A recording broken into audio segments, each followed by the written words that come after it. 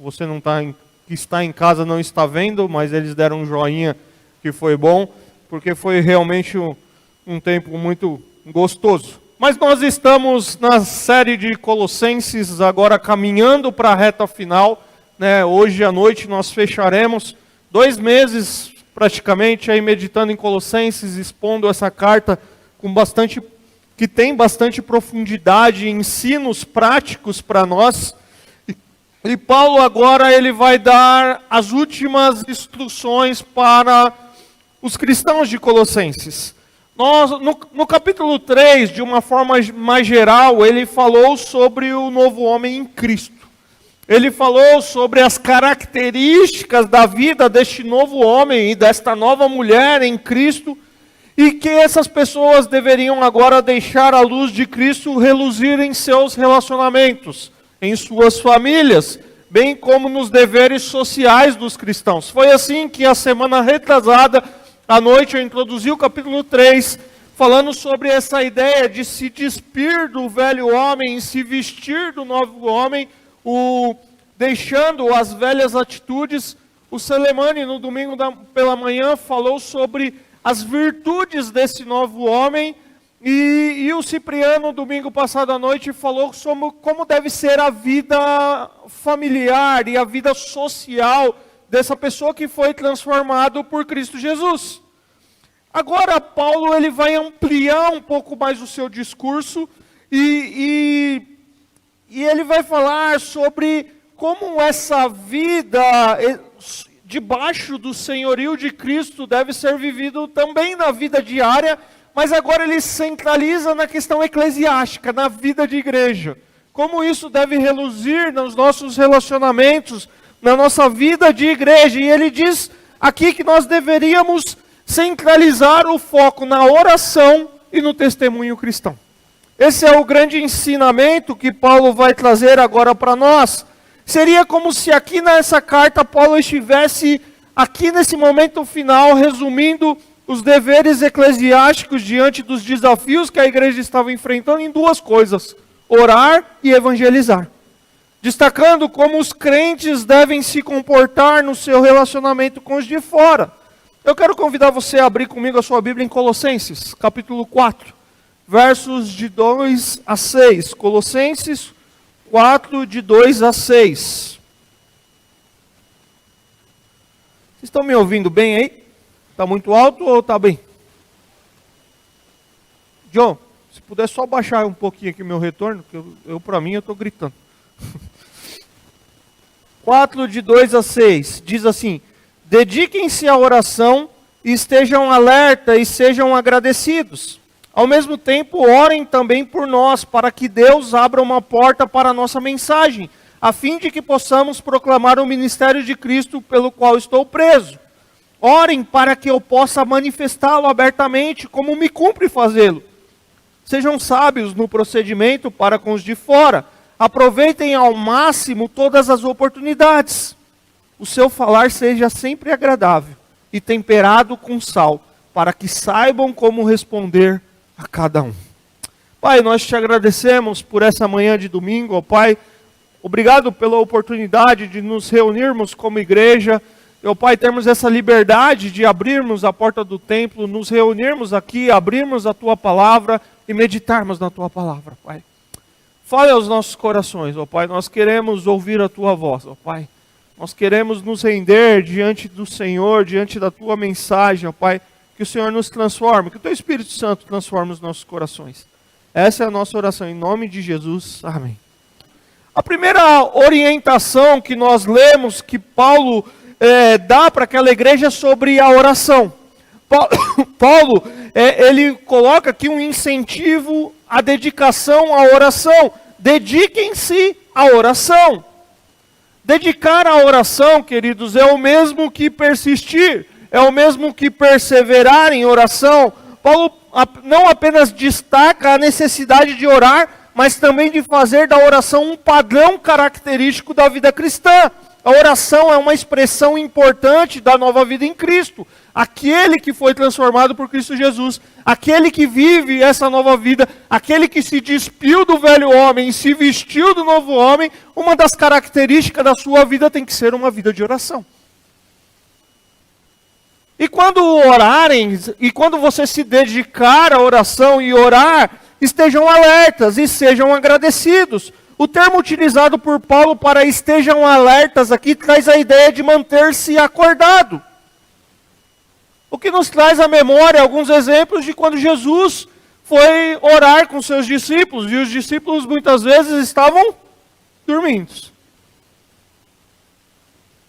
Né? O estar alerta, esse manter-se acordado, é manter-se atento, manter-se com um despertar para uma vida de oração.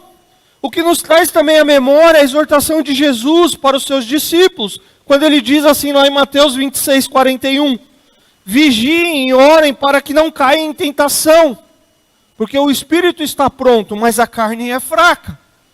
Aqueles leitores de Colossenses possivelmente precisavam estar alertas e serem encorajados a não se submeterem às tentações dos falsos ensinos que rodeavam aquela igreja. Eles deveriam tomar cuidado com os falsos mestres. E como tomar cuidado? Estejam alertas. Estejam alerta como? Orando ao Senhor, atento. Mas também eles deveriam estar alertas para que a vida de oração desses irmãos não viesse a esmorecer, não viesse a desfalecer. E Paulo também destaca aqui para nós a oração como um meio através do qual os crentes demonstram gratidão. E esse Paulo que ensina os cristãos a orarem com gratidão estava preso, mas estava cheio de gratidão. Porque ele diz no verso 3, no mesmo capítulo 1, esse mesmo Paulo, no capítulo 1, no verso 3 do capítulo 1, ele já havia dito, sempre agradecemos a Deus, o Pai de nosso Senhor Jesus Cristo, quando oramos por vocês. Nos versos 9 a 12, lá do capítulo 1, ele diz, por essa razão, desde o dia em que ouvimos, não deixamos de orar por vocês e de pedir que sejam cheios do pleno conhecimento da vontade de Deus, com toda a sabedoria e entendimento espiritual. E isso para que vocês vivam de maneira digna do Senhor e em tudo possam agradá-lo, frutificando em toda boa obra, crescendo no conhecimento de Deus e sendo fortalecido com todo o poder, de acordo com a força da sua glória, para que tenham toda a perseverança e paciência com alegria, dando graças ao Pai, que nos tornou digno de participar da herança dos santos, no reino da sua luz. Sempre agradecemos. Esse Paulo, ele que diz, dediquem-se à oração, ele também diz, façam isso com alertas, estejam alertas, mas sejam agradecidos. E a minha pergunta para nós nessa manhã, meus irmãos, é como será que nós temos dedicado à oração? Será que nós temos uma vida de oração? Como será que é a nossa caminhada com Deus em relação à oração? Ou você lembra de Deus como se Ele fosse aquele botãozinho que você aciona e fala assim, agora eu preciso de alguém para me ajudar. Ou você mantém um relacionamento, você se despiu do velho homem, e agora que você recebeu essa nova roupa e está se vestindo do novo homem, você se relaciona com esse Deus que te transformou. E você tem prazer em falar com Deus, você se dedica, você persevera, você é vigilante, porque você sabe que se você não manter uma vida atenta de oração, se você não manter uma intimidade com Deus, você vai cair em algumas coisas, e por isso você tem essa vida de oração. Mas você não ora com uma lista de pedidos só para dizer, Deus abençoe tal pessoa, Deus me abençoe, abençoe, e coloca, mas expressa a sua gratidão. Obrigado, Deus, porque até aqui o Senhor tem me abençoado. Obrigado, Deus, porque até aqui o Senhor tem me guardado. Obrigado, Deus, porque através das lutas eu ainda vejo o agir do Senhor. Isso é uma vida de gratidão, meu irmão. Isso é uma vida de oração que expressa um agradecimento ao Senhor. Nós temos que tomar cuidado para que a nossa vida de intimidade com Deus não seja uma lista de pedidos somente. E não estou dizendo com isso que você não precisa lançar sobre Ele as suas ansiedades. Nós falamos sobre isso há 2 domingos atrás, que você não precisa colocar diante dEle as suas petições, mas estou dizendo que a sua vida de intimidade com Deus não pode se resumir a isso. Ela precisa ser mais ampla. Você precisa ter uma comunhão com Deus. E a oração é uma forma de expressarmos a nossa dependência desse Deus. Se temos uma vida de dependência de Deus, a nossa vida de oração não deveria ser pobre e negligente.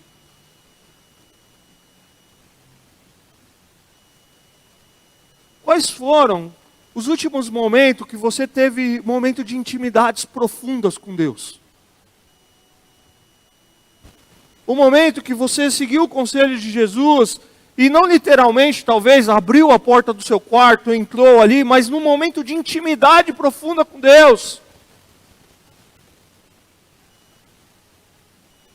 Qual foi a última vez, querido, que você abriu a porta do banheiro da empresa e ali você abriu seu coração diante de Deus? Eu já orei muito em banheiro de empresa. Já orei muito em banheiro de empresa. Uma vez eu estava passando por um momento de pressão profissional, numa troca de gestão, e o ponto de revisão da gestora era o meu trabalho. E o meu trabalho foi feito por uma orientação de um outro gestor. Então, assim, eu tinha os critérios que a gente discutiu, que a gente estabeleceu. E chegou uma pessoa com uma visão totalmente diferente. E ela batia, toda vez que ela ia perguntar, ela tal. E aí eu aprendi, dentro da minha área, da área profissional que eu atuo, sem muitos detalhes, que existe uma forma de você controlar alguns processos que você chama de IT dependent, ou seja, um controle dependente da inteligência, de TI. E eu na minha matriz eu colocava IT dependent. O que é isso de IT dependent? Quem que pôs isso? Aí toda vez que ela revisava, ela perguntava. Eu falei, qual é o seu conceito sobre isso?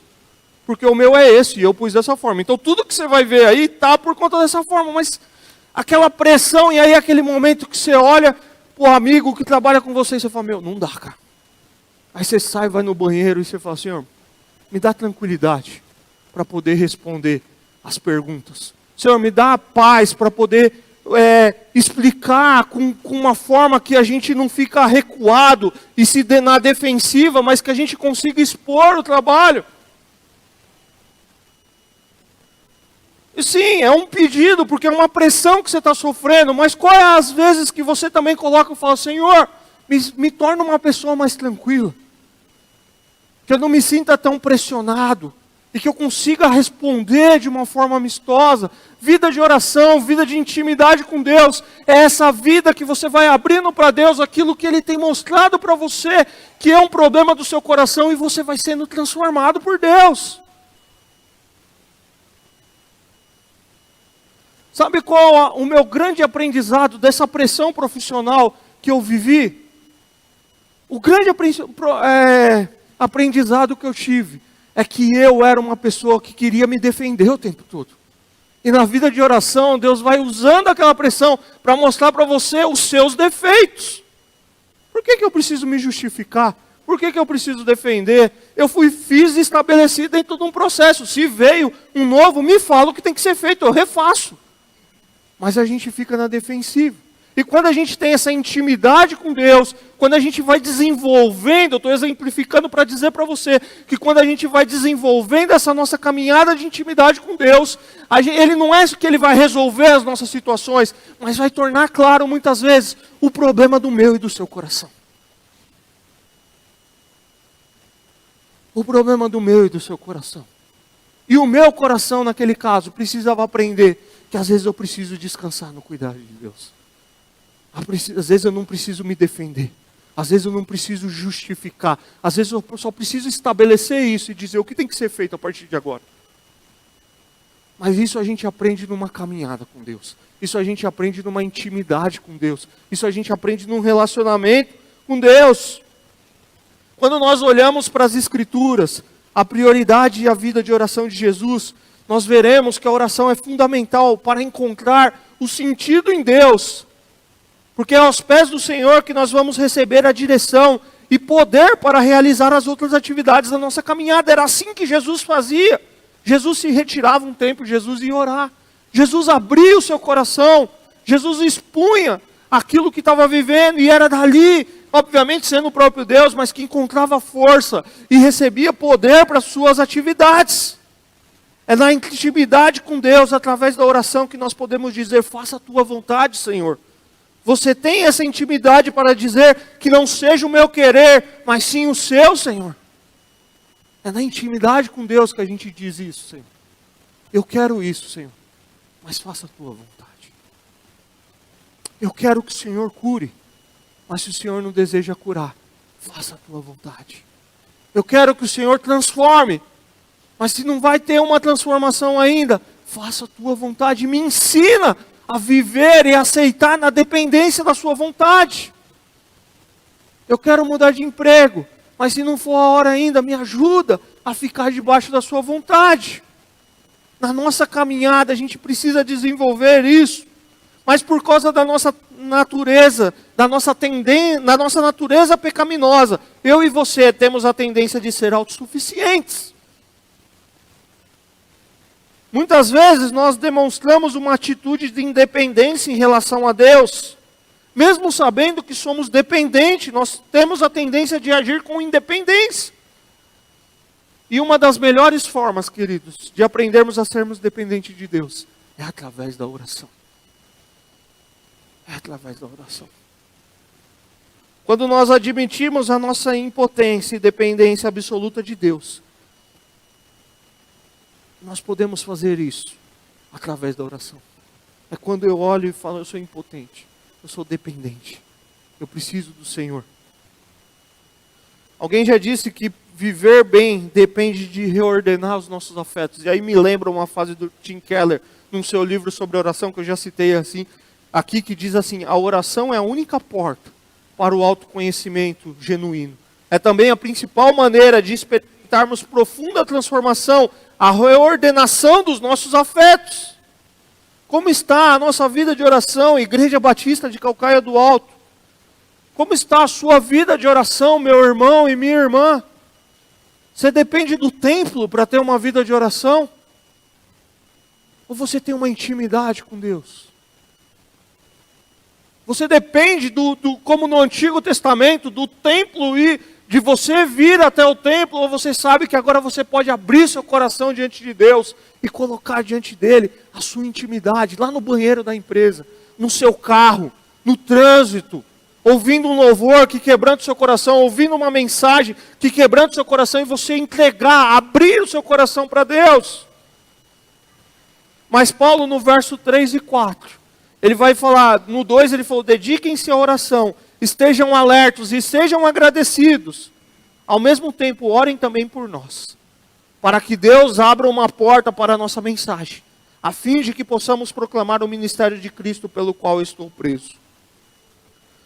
O apóstolo Paulo agora passa a apresentar aos leitores os seus próprios anseios, pedindo que os irmãos orem por eles, que nessas orações que eles fazem constantemente, vigiando e agradecidos, que eles incluam as necessidades de Paulo e seus companheiros, Timóteo, Epáfras e outros que ele vai citar aqui no final do capítulo 4, que nós vamos falar à noite. Paulo já havia orado pelos colossenses, mas agora ele pede que eles orem por ele. E eu quero lembrar você o contexto dessa carta mais uma vez. Paulo está preso. E o desejo de Paulo é ser liberto da prisão? É isso que ele expressa aqui? Qual é o desejo de Paulo? Pregar o Evangelho. Realizar o seu trabalho de um evangelista. O que ele expressa aqui não é que eu quero ser solto para pregar o Evangelho. Eu quero pregar o Evangelho. Se Deus não me soltar, de alguma forma esse Evangelho vai ser alcançado. Ele tinha ainda aqui, nesse contexto, uma certa liberdade. Mas o desejo do coração do Paulo era de cumprir o ministério que Deus deu para ele. O desejo de Paulo é para que fosse aberta uma porta para que a mensagem que eles pregavam, e a porta aberta aqui é uma metáfora que Paulo utiliza para apresentar a ideia de um acesso rápido, uma oportunidade, um êxito evangelístico. Ele queria a oportunidade de pregar o Evangelho, mesmo quando estava ali no cárcere. Paulo desejava que Deus lhe conceda a graça de manifestar o ministério de Cristo de modo puro e transparente, como é necessário que o servo do Senhor faça. Nós devemos aprender com Paulo e orar uns pelos outros. E nós devemos orar pelos líderes da igreja. Porque Paulo aqui, queridos, eu acho lindo lendo aqui, que Paulo não pede para eles orarem por sua libertação da prisão, por descanso, por paz, para que ele não seja condenado. Ele pede oração por forças e oportunidade para realizar a obra que Deus o havia chamado para fazer. Às vezes, realizar a obra que Deus nos chamou para fazer vai ter dificuldades. E aí a gente, obviamente, podemos colocar nossas dificuldades diante de Deus, mas que o foco seja, Senhor, me dê clareza para realizar o que o Senhor tem me chamado para fazer. Ele desejava falar da palavra de Cristo, pela qual ele estava preso. Paulo estava preso por pregar o Evangelho e pede para aqueles irmãos orarem por ele e para que ele pudesse tornar Cristo conhecido. Será que nós temos nos dedicado a uma vida de oração uns pelos outros? Será que nós temos nos dedicado à oração pelos líderes da igreja, pelo pastor, pelos diáconos, pela diretoria, pelos líderes dos ministérios?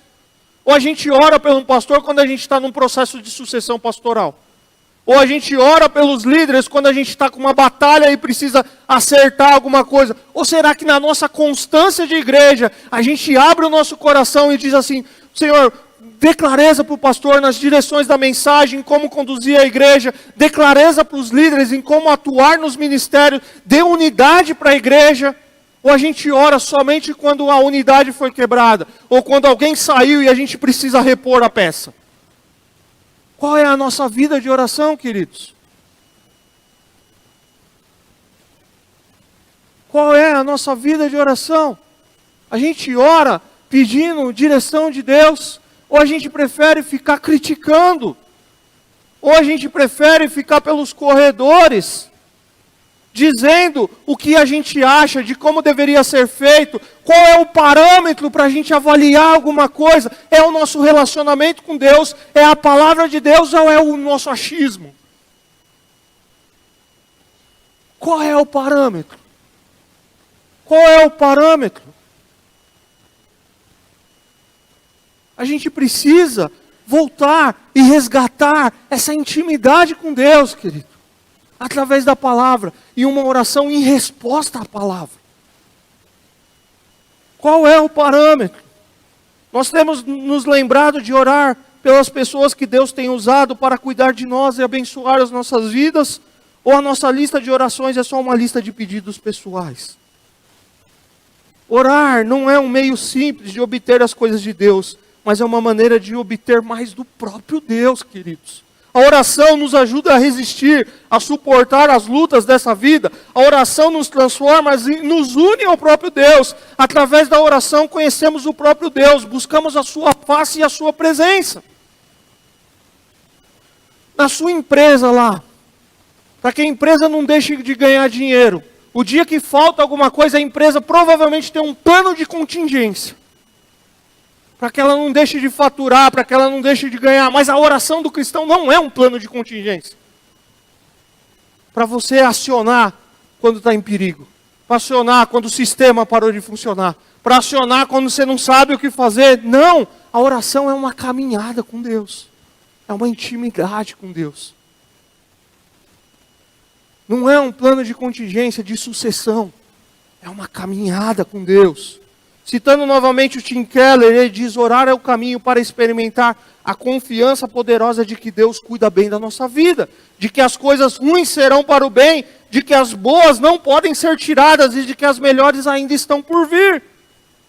Paulo, mesmo preso, não desejava desistir do ministério, mas desejava que a igreja se comovesse e se envolvesse com as necessidades da missão e aceitasse a responsabilidade de interceder por Paulo e pelos seus companheiros, para que Deus abrisse as portas para a palavra ser proclamada.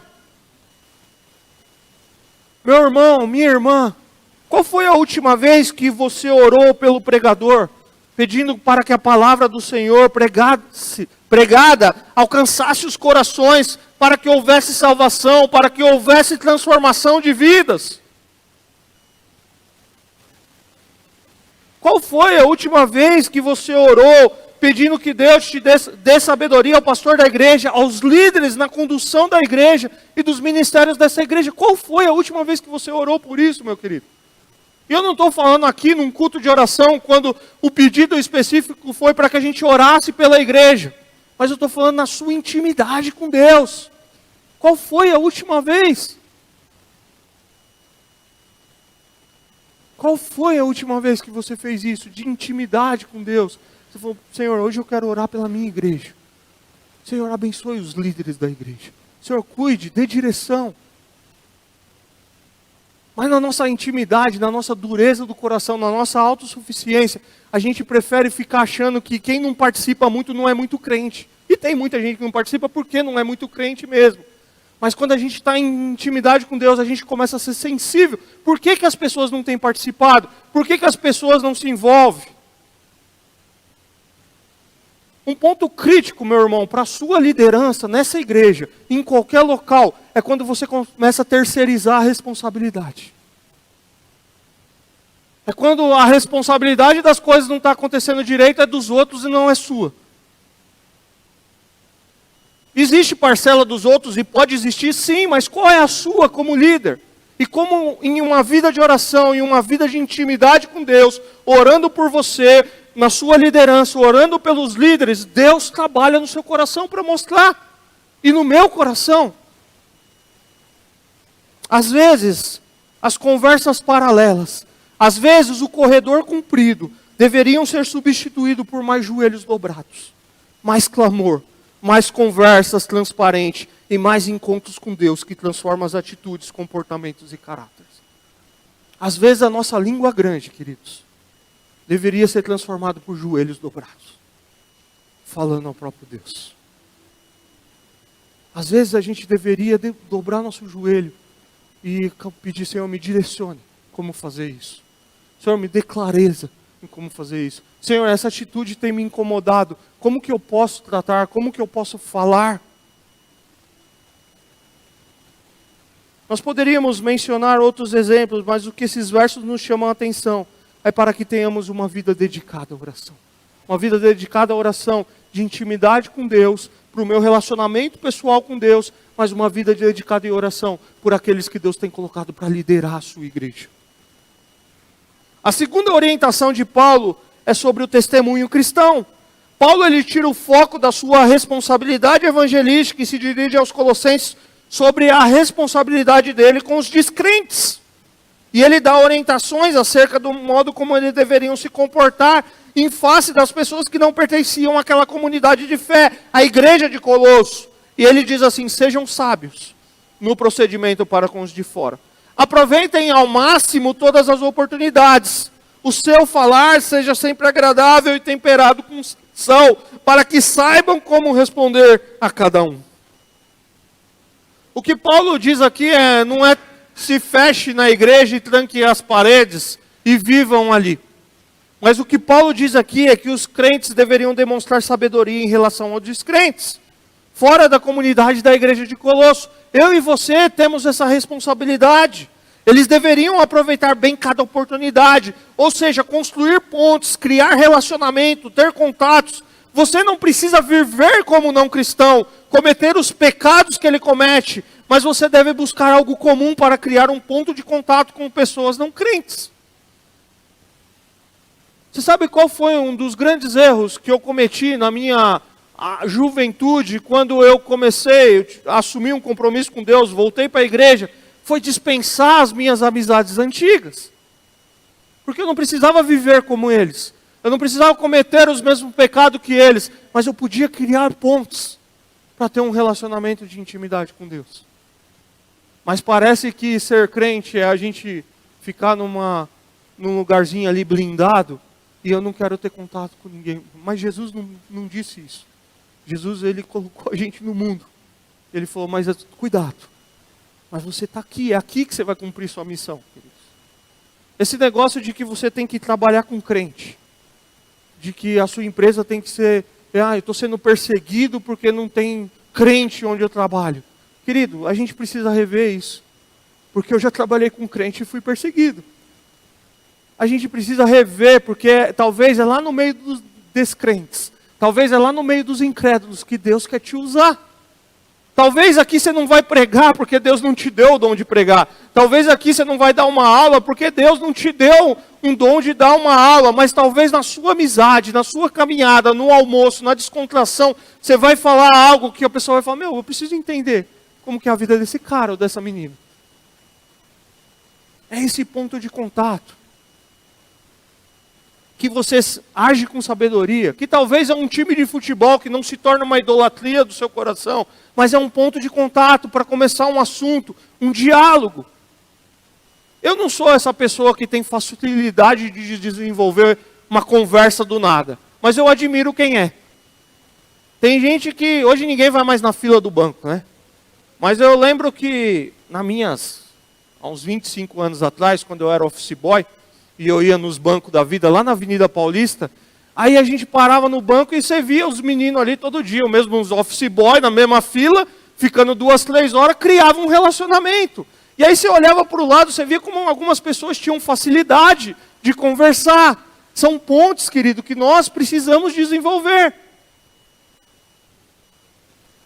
Como o sal, ele não apenas dá sabor, mas ele também evita que os alimentos se deteriorem. A fala do cristão deve funcionar não apenas como uma bênção para os outros, mas também como uma influência purificadora dentro da sociedade decadente do nosso mundo. Assim como aqueles cristãos de Colossos, diante de um ambiente de pluralidade religiosa, eles deveriam falar com ousadia e gentileza a verdade do Evangelho, capaz de libertar os homens do pecado. Nós também temos essa responsabilidade. Nós precisamos sim viver o Evangelho, mas nós precisamos criar uma ponte. Nós precisamos aproveitar as oportunidades. Nós precisamos ser agradável e falar sobre Jesus. Explicar a obra de Cristo na cruz, dizer que o mundo precisa de um Redentor, e esse Redentor é Jesus. Nós precisamos nos lembrar da mensagem de salvação e de perdão, e ensinar a outras pessoas essa mensagem pela qual nós já fomos alcançados. Falar da tragédia que é estar perdido no pecado, a mensagem do perdão de Deus, a mensagem da cruz. Nós precisamos falar, sim, é isso que eu estou ressaltando, mas nós precisamos, com a graça de Deus, também viver de um modo irrepreensível, no casamento, no namoro, nas finanças, nos estudos, no trabalho, uma harmonia entre falar e viver o Evangelho.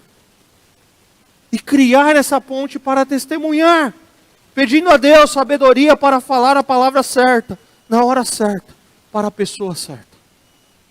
É essa vida de intimidade com Deus que vai nos dar essa capacidade. Querido, se você foi convocado para uma reunião no seu trabalho, e você precisa ali apresentar um relatório, você não foi ali para apresentar a mensagem da cruz. Você foi ali para apresentar um relatório.